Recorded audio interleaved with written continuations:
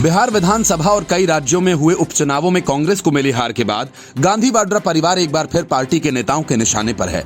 लेकिन इस बार सिर्फ पार्टी के नेता ही नहीं बल्कि सहयोगी दल के नेता भी पार्टीबाज राहुल गांधी और प्रियंका वाड्रा के खिलाफ मोर्चा खोल चुके हैं। मतलब कि कांग्रेस में सोनिया गांधी के निजाम को एक बार फिर जोरदार चुनौती दी जा रही है।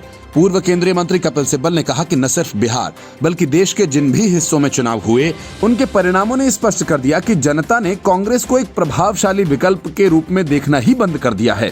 उन्होंने याद दिलाया कि कैसे 2019 के लोकसभा चुनाव और 2020 के विधानसभा चुनावों में बीजेपी ने क्लीन स्वीप किया। उन्होंने उत्तर प्रदेश की बात करते हुए कहा, वहां हुए चुनावों में कांग्रेस को 2% वोट पाने में भी कामयाबी हासिल नहीं हुई। कपिल सिब्बल ने कहा, गुजरात में कांग्रेस के 3 उम्मीदवारों की जमानत ही जब्त हो गई। उनका कहना है कि ये सब अप्रत्याशित नहीं था बल्कि पहले से ही दिख रहा था। उन्होंने बताया कि CWC के एक सदस्य ने यह भी कहा कि वो आशा करते हैं कि पार्टी आत्ममंथन करेगी। कपिल सिब्बल ने पूछा कि जब पिछले 6 वर्षों से कांग्रेस पार्टी ने आत्ममंथन नहीं किया तो अब कौन आशा करे कि वो ऐसा करेगी।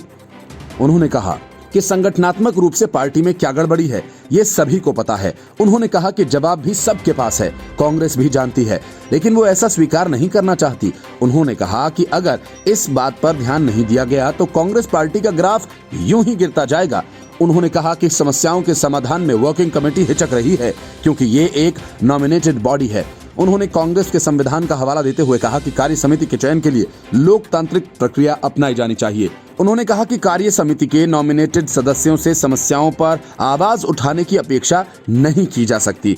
22 नेताओं द्वारा नेतृत्व को पत्र लिखकर बदलाव की मांग पर उन्होंने कहा कि पार्टी में अपने विचार रखने के लिए कोई फोरम नहीं है। उन्होंने यूपी, बिहार जैसे बड़े प्रदेशों में कांग्रेस के विकल्प न बन पाने पर अफसोस जताते हुए कहा, मध्य प्रदेश में भी 28 में से कांग्रेस के 8 उम्मीदवार ही जीत पाए।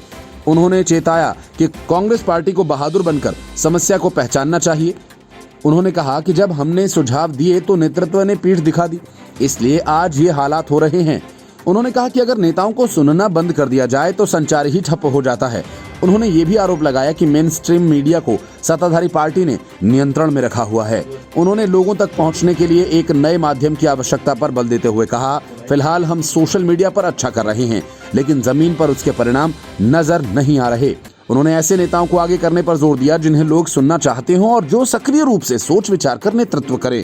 कपिल सिब्बल ने कहा कि पार्टी नेतृत्व फिलहाल क्या सोच रहा है ये उन्हें नहीं पता क्योंकि उन्हें नेतृत्व के आसपास के लोगों से ही ये बातें सुनने को मिलती हैं। कपिल सिब्बल ने कहा कि ताजा चुनावों में हार के बाद अब तक कांग्रेस पार्टी के नेतृत्व के नेताओं द्वारा कुछ नहीं कहा गया। उन्होंने कहा कि कांग्रेस इसे जैसा चल रहा है चलने दो की तरह ले रही है। उन्होंने आगे कहा कि नेतृत्व को ये लगता है कि सब ठीक है।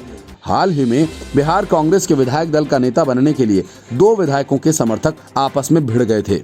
पार्टी के 23 वरिष्ठ नेताओं द्वारा अंतरिम अध्यक्षा सोनिया गांधी को पत्र लिखने की बात भी सामने आई। उन्होंने कहा कि कांग्रेस कार्य समिति की तुरंत बैठक बुलाकर बिहार में चुनावी असफलता पर चर्चा की जाए।